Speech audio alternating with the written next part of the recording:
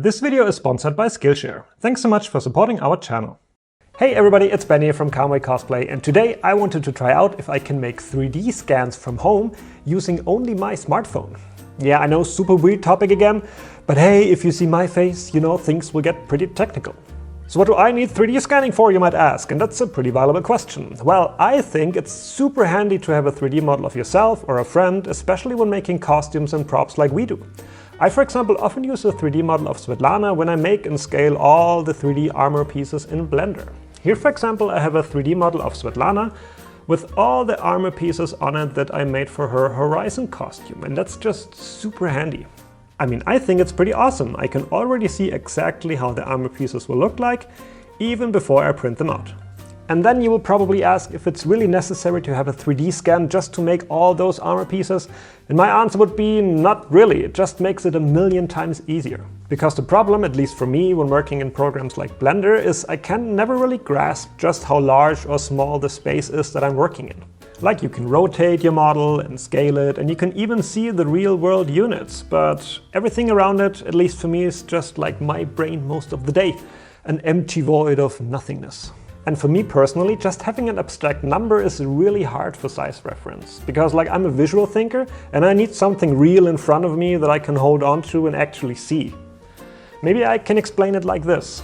You see, this cube here, for example, could be really small or really large. I have no idea. But once I put a scan of my head next to it, you can suddenly see that it's actually really big. It just puts everything more into perspective, you know? And with a 3D model like this for reference, I can now build stuff around my bulky head and always know exactly how large it will look in the real world. I can, for example, just build myself a really stupid helmet like this. At least I know exactly how large it will be. For costumes and props, I never really need to know the exact measurements anyway. I just need to see that it looks right and it has the right proportions. And for that, a 3D model and 3D scanning is actually super handy. But how exactly do I get one of those fancy 3D scans, you might ask? And again, that's a pretty good question. Usually Svetlana and I would do a quick Google search and search for companies locally in our area that offer a 3D scanning service. And we don't even live in a very populated or very industrial area, but even we could find at least 2 companies pretty close by that offer this. And one tip I can give you is try to find the companies that offer this little 3D printing figurines of yourself, and they need to make a scan of you first to be able to sell you the little figurine. So just call them and ask them if they can help you out with this scan as well. That's at least what we did, and it worked out good. Like the last scan we did, which you can see on the screen right here, Svetlana actually had to step inside a big photo booth with like 100 cameras all around her and lights everywhere, and they all took a photo at the exact same time and then stitched them together to a 3D model in the end. It's actually pretty impressive what you can do nowadays. Sadly, due to the current situation, for us it's not possible right now to make an appointment and just go there and get a scan done. At least not for us, and not here, and not right now. So I was trying to find a way to make a scan from home. And the sad news is I haven't found a way to make a full-body, high-resolution scan from home yet, but there's actually a lot you can do just by using your smartphone. And I have an iPhone 7 from 2016, and I also have Svetlana's iPhone XS from 2018, and there's surprisingly a lot you can do with those devices. Svetlana's phone, for example, can be unlocked just by looking at the screen, and this Face ID technology basically recognizes her facial features in 3D, which I guess can be easily exploited if you have an evil twin. But anyway, this works because there's like 2 infrared sensors next to her front-facing camera that somehow invisibly project dots onto her face that can only be seen by an infrared camera, and then turn this somehow into a 3D model of yourself. So this phone basically is a 3D scanner, which is pretty cool. I did a quick Google search and found other manufacturers like Sony and Samsung and Huawei that also have similar features, so you should have plenty of options as well. And at least in the Apple App Store, there's a couple of apps that let you take advantage of this feature and actually make 3D scans. And I tried out a couple of them. I tried out Scandy and I tried out Capture 3D, and they all work okay-ish. But the best one I found so far, at least, is called EM3D, or Ethan Makes 3D. And I'm gonna show you why I think this one is the best so far. Oh, and it's also one of those apps that let you unlock everything by paying one price and not ask you for a weekly subscription just to do more scans, which I find really annoying. Anyway, here is how I used it to make a scan of Svetlana. So yesterday we went outside because it was a pretty cloudy day and I heard indirect sunlight is supposed to work the best. I also painted a couple of motion capture dots onto Svetlana's face, which I probably didn't have to do, but I thought it would help the camera recognize her skin better. Anyway, I started up the app and slowly walked around her to capture every one of her facial features. Here you can actually see all the little dots that are projected onto Svetlana. Then, as I walk around her, you can also see that while all the old dots are saved into position, new ones are constantly added to slowly build up the 3D model.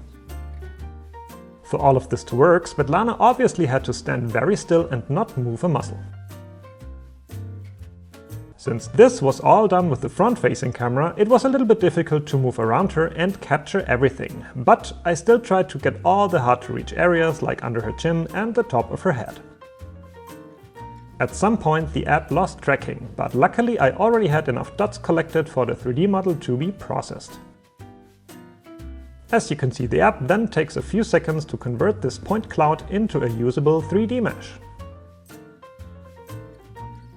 Now in the app I can just go to Export OBJ and send the file over to my computer. It's really that easy. And then when I open up the model in Blender, this is what I get. I just have to realign the model a bit, like this. Pretty good, right? This is already enough to build all the hats and helmets and masks I would ever need. And the quality is really not too shabby. I also did a couple of more scans as well, and they all turned out equally well. See, I didn't even need to paint dots onto Svetlana's face at all. I mean, the quality is pretty good, I think. It's not super high resolution, but I mean the features are all there and that's basically all I need.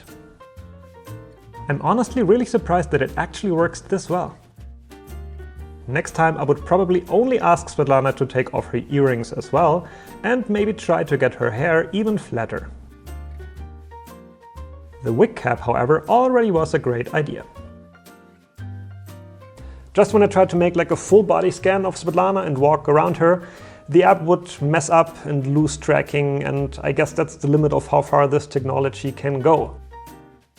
Like as you can see here, I tried to capture her entire body from top to bottom, and in the beginning it actually seemed like this would work. But sadly, the further away you go, the quicker the app loses tracking and then it just messes everything up. And we did try that a couple of times, but no matter what we did, it seemed like the dots of the scanner just do not reach far enough, so it would not be able to track everything properly and create a usable model. I did manage to get a somewhat usable scan of Svetlana's upper body, however, so I have that going for me, which is nice. Maybe if you're really pushing it, you could try to get all the individual scans you did and stitch them together in Blender to get a full body scan. But I didn't have time to do this, so feel free to try this out at home and let me know. And then, because sadly not everybody has a friend, I also tried to make a scan of myself. And I would say it actually works pretty nicely. If you hold very still and move the camera from side to side, you can get a pretty decent capture of your own face. It's just very hard to get to the back and the top of your own head. But maybe when you get a tripod, put the camera on there and then rotate yourself. Let's just try this as well. Okay, let's give this a shot. First, I'm trying to capture my face from every angle. It's really hard to hold your head still while moving around with your arms, by the way. But as soon as I got my face, I set it down on the table and rotate it on my chair. And round it goes.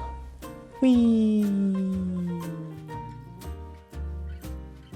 And let's see. Man, this actually worked out surprisingly well, holy cow. I mean, apart from a few weird textures on top, this is a pretty perfect head scan. It's looking really good, really nice. Mwah, mwah. Okay, one more thing. I know not everybody has one of those expensive phones that's basically already a 3D scanner, so I wanted to try and find a way to use my own old iPhone 7, which is basically just a camera, and see if I can find an app as well to make 3D scans. And indeed, I found an app called Trino, which lets you take photos and stitch them together to make a 3D model. But before I show you that, here's a quick word from our sponsor. I mainly use Blender whenever I'm creating 3D models for our costumes. However, I also know that getting into 3D modeling can be a bit daunting. If you already have a bit of experience drawing in 2D though, I can highly recommend you to check out Remington Markham's lesson on Skillshare about turning your 2D drawings into 3D characters. I think it's an incredibly smart way to introduce people to 3D modeling, and I wish I would have seen this class earlier. He covers everything you need to know about getting started with Blender, but in such a way that someone who only drew before will still get it. Really cool stuff. Other than that, Skillshare is a huge online learning community full of inspiring classes for creative people like you and me. It offers countless hours of educational content on illustration, design, photography, video editing, productivity, lifestyle, and so much more. The first 1,000 people to use the code in my video description will get a free trial of Skillshare Premium membership. So hurry up and check out all these helpful classes. Thanks again to Skillshare for sponsoring this video. Now let's continue. Okay, so with my iPhone 7 I basically had the same setup. Svetlana was standing still with the stupid dots on her face, and I opened up my camera app. Now I had to walk around her and take a maximum of 80 individual photos from as many angles as I could. So basically just the same as before, but instead of scanning in 3D, I was taking lots of photos. Again, I tried to get good photos of the area under her chin and the top of her head as well. Plus, if you have a camera with a good lens that can make the background blurry, I recommend using that, as it's supposed to lead to much better results. But for now, this is all I had for my own test. Then, when I was done, I opened up the Tornillo app, created a new file, and selected all of the photos I took before. And then it takes a couple of seconds for them to upload all the photos to their server, and maybe another 30 minutes or so before I get sent back the finished 3D model. And it's okay, I guess. There are a couple of rough spots here and there, but I think the model overall turned out pretty decent. Yeah, it's not the same quality as with a proper 3D scanner, but I guess the algorithm is doing the best it can with the photos I gave it. As you can see, the back of the scan didn't work at all, and I think that may be because I didn't use a camera that creates a blurry background. But I rarely need Svetlana's neck or the back of her head when working on 3D models anyway, so it's not that much of a loss. And here you can see the comparison. Both are great to work with, but the one from Svetlana's newer phone definitely turned out better. However, it's interesting to see that the other model created from the photos has a much higher resolution texture. Still, if you have nothing else at hand than this old phone, I would still be satisfied with this model.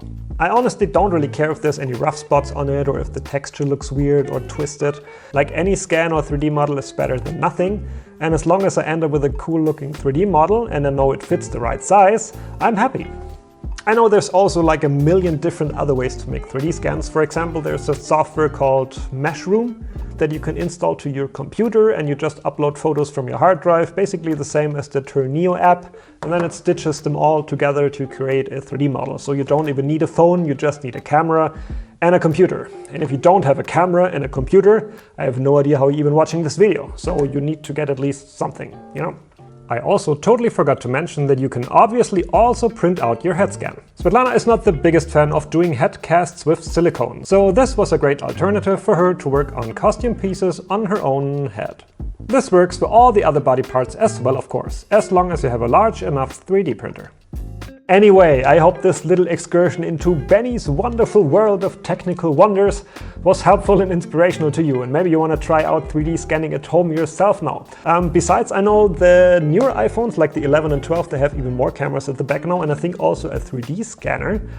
So if one of you in the comments have the newer iPhone or maybe another phone that works the same way, let me know, because I'm really eager to find out if there's an even better way to do scans.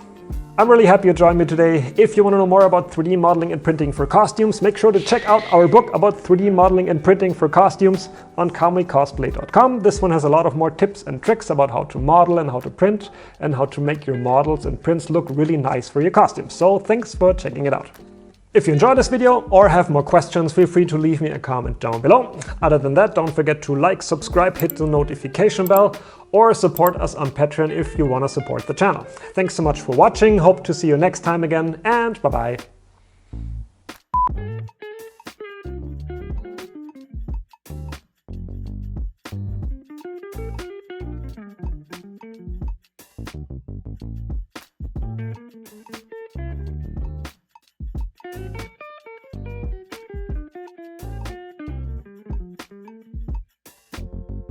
And of course, as always, a special thanks to all of our Patreons and super sponsors for this week's episode. And a special shout out goes out to Emma, Jessica Burton, Lisa, Louisa Paris, Lorica Cosplay, Matrices and Maloops. Thanks so much for your support and auf Wiedersehen.